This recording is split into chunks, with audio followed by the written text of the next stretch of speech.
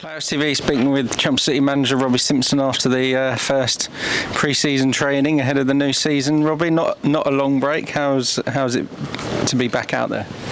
Great to be back. Last weekend was probably the first weekend where I thought, I wish we were back already. So it was a good break. But having got that feeling last weekend, it feels good to be back. Really, really good. And it's been a great day.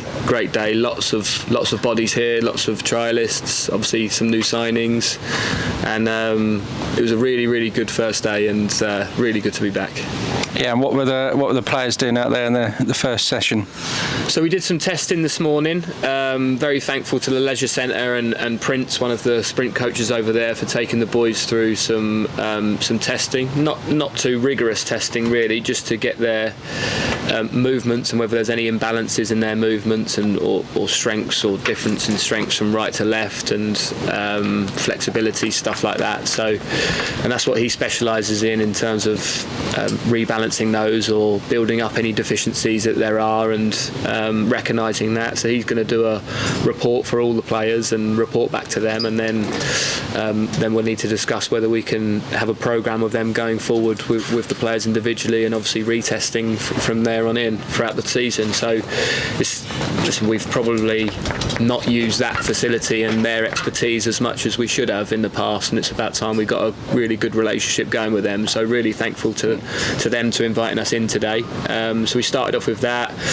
Then the boys did some runs last week and sent in their Stravas or whatever apps they use on those runs last week. So effectively pre-season did start last week, but we were together for the first time today, and we had a running test of our own that they had to do together with some strength and core sort of tests that we lodged, and then we just got a feel of the balls really. Nothing too big, just getting little small-sided game tournament just to get them used to playing with each other again and get used to the ball at their feet, as many touches as possible.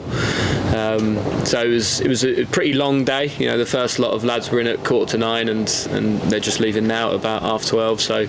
So it's been a long day, but a really, really good one, and that today will give us a real good base now to accelerate into the ball to start the season. Okay, moving on to sort of the ins and outs of the fans were questioning why there were so many players kept on from last season when we finished sort of third from bottom. It was just, I suppose, from your point of view, more like continuity, and it was a young group and they were only going to get better really.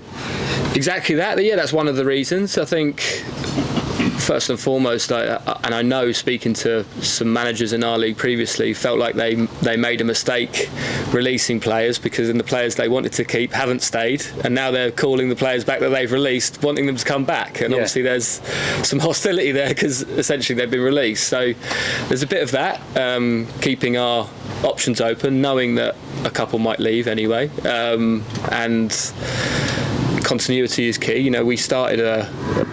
We probably started our foundations last year, and we've said right from this time last year that we were going to go with a young team and help them develop and get better, and we as a group will get better year on year. And I myself have taken time, and I've been injured quite a lot as a player, inside analysis and recruitment meetings at the clubs I've been at and speaking to managers, obviously up in the higher leagues, I know, and this is a different level, and it is different, but there's statistics out there and that show that if you keep 80% of a squad from the previous season, you will improve the next season. And even if you get promoted with a team, and you go to a new level, that I have done in the past, it shows that keeping the group that have done well at the level below, keeping the main core, but then improving that 20%, and that 20% being your best 20%, then that's a great model, and it's a developing model, and that's where we are. So it wasn't, and in actual fact, if you look at it, 6 of our players last season were loans that have all gone back, so we've lost all of them. And like I said, I knew we were going to lose a couple, three or four anyway, so we actually haven't kept we've kept a core group, don't get me wrong, but we're looking to bring, I think we've brought in 5 already now after today, and we want to bring in 4 more, so it's 9 more to our squad. So there will be quite a lot of change. In actual fact, probably a bit more change than I'd have liked ideally in my head. But yeah, we'll have 9 fresh new faces next year, hopefully, whether that be soon or maybe that might go into the season, but we definitely need 9 new bodies at some point. And we had quite a few from last season already signed up, Dave Winfield and Louis and Simeon and Tom Blackwell.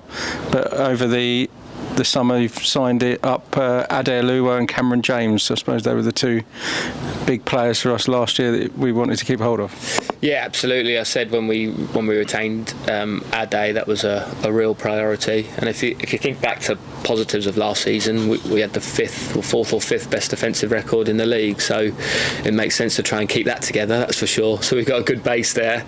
And Cameron was superb for us. I don't think he started the season as he quite have liked, definitely not as I'd have liked him to, but he soon found his feet and got his rhythm going, and he was a key operator for us back there, and right back towards that middle spell throughout the season, and then obviously towards the back end when Dave got injured again or suspended at centre back, and he performed exceptionally well, and he's a real solid good player at this level, and we're really pleased to keep both of them. Yeah, and I suppose the one first team player that hasn't re-signed yet that we're waiting on is Dara Dada, quite a fan's favourite with the crowd, and had a really good season last year. I think won the sort of supporters coach away player of the year. So is there any update on Dara's situation? Yeah, well, Dara had a great season. He came on trial with us, and we just noticed, obviously he'd been released from St Albans. He didn't have much joy there, both injury and other things. But yeah, we saw something in him that we felt like we could improve and develop, and it takes buy-in from him, and he's totally bought into that, and he has got better and better as the season's gone on, and he's got something that excites fans in terms of his speed and power, and he's still got a lot of developing to do, and we'd like to continue that journey with him. There's lots going on personally for him in terms of his family now are over here, and where he lives and where he travels from, so it's got to be right for him, because if it's not right for him, we won't get the best out of him. So he's got a decision to make. I would say, being open and honest, at this stage, I don't think it's likely that he'll stay, because he has had other offers that are better than ours financially and closer to home, more importantly for him. But he obviously thanks us a lot and wants to continue his development with us, but that's just one small cog in what his decision has to be, and I think it's unlikely.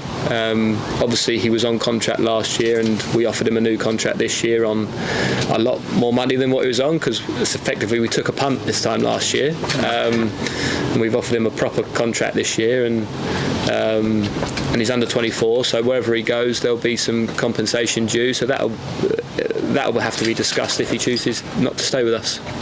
Yeah, and despite the fact we've kept a lot of players, there's a few players that played a lot of games just last year. They've left, like Charlie and Sheringham and Ches Isaac and Christian Frimpong. So we have moved on from some players last year.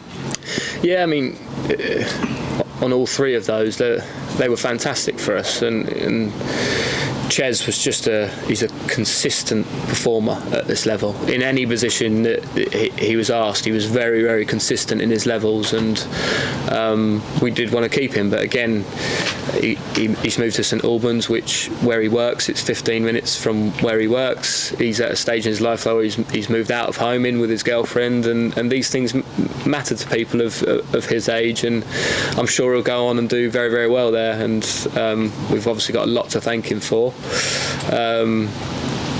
Charlie, as we were in constant talk with Charlie from the end of last season, right the way until the last couple of days, really, where the decision was made that we wouldn't stay together. But he was brilliant for us, especially on his first loan spell with us. And then last season, obviously, I don't think he scored as many goals as possible, and maybe we didn't provide him with as much ammunition as he'd have liked. And we've got to try and rectify that for whoever we bring in next. And Yeah, he was fully committed to everything. You can't ever doubt his commitment and his leadership qualities. It verges on moaning sometimes with him, but yeah, in the dressing room he was great for the young boys. And then Christian, we were after someone like Christian for a long time. He came in, and I think it was a bit of a punt again, really, with Christian, but he had certainly the attributes that we thought were key to a person in that position. And when we brought him in, we knew we wanted to play him, and we found a system that suited him, and then we went on a great run with him in the side. So he did fantastically for us. He's got his own personal goals and ambitions next year, and I said to him that we'd be looking to obviously improve and progress, and that he wouldn't necessarily be a guaranteed starter each week. And he's still a young lad. He's 23, 24, so he wants to play week in, week out, and he's got his own personal ambitions, and it just didn't marry up as much as I think we both would have liked it to. I think we both realised that it maybe wouldn't be right to stick together. We'll talk about the new signings now. So sort of 3 that have played at this level before and 2 that haven't. 2 at the sort of Liam Trotter from above, and then Jamie Ealer from below, and then we've had Jazzy, Kale and Devontae have all played at National League South. So all sort of different levels of experience in the squad, and a good mix. Yeah, a great mix. I've been speaking to Trots for a while now, since when we met in March. I spoke to his agent in February and met him in March, and he's going to be great for us. Another experienced head in the dressing room that these young players can feed off. He's played a number of games in the Championship and levels below that as captain. He's played in the National League, which I think was key, because it's not just a big sudden drop from Championship, League 1, League 2 level to our level. He's played in just the league above last year and been very successful with Bromley. He's going to be great for us both on and off the pitch, and you see now just even in the running he's still a fit boy, really fit boy. Especially I was actually quite surprised someone so big, and I've never done a pre-season with him. I thought he might be sort of mid towards the back end, but he was up near the front in all that running, so he obviously looks after himself and is a fit lad. He'll be great. And I think the other ones are Jazzy's obviously experienced at this level, and I've said that last season we needed competition for places, and we didn't quite have that last year, but I'm thankful to Steve and the powers that be for giving me the budget to be able now to a bit of an increased budget now to be able to have some depth and some strength in depth in the squad. So big thanks to them, and Jazzy's part of that. Cameron played a lot last season at right back, but we needed Danny Imre to come on loan as well, and now we've got Jazzy, and he also gives us flexibility in whatever formation we choose. And he's a great age. He's been around this level for a long time and performed very, very well. So he's really good for us to have. And then Devontae and Jamie are really exciting talents, from the level below. Really, really exciting, that will get fans on the edge of their seats, and I can't wait to have a look at them. Yeah, and you said about bringing 4 more in. What are the areas that you want to strengthen still?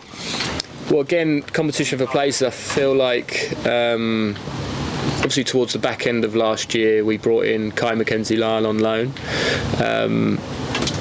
Jacob, it was his first season being number 1, and we knew this time last year when we decided to make Jacob our number 1 that it is his first season and we'd need to stick with him and indeed see how he would cope maybe with the mistakes that he was undoubtedly going to make. And there was a little period towards the back end where he maybe made a few mistakes, a few matches in a row, and that was the point where we decided to bring in a lone keeper, and coupled with his injury. And when he came back from injury, you could just see in training with Kyle, he raised his levels again. So we discussed it at the end of the season. We thought that we need another keeper to challenge Jacob. So we've got 2 keepers now fighting out for that number 1 jersey. So we do want to. We're pretty close with a keeper, and we're hoping to announce that this week. And yeah, it's just that competition for places in terms of a really important position is going to be good for us and good for Jacob and good for us as a team. So we want that. We want to bring in a centre forward. We want to bring in a centre forward. We realised the lack of goals last year, but also the lack of creativity to score goals. But we feel like we've gone some way to get some more creativity in the team. So we feel like we need a big strapping number 9.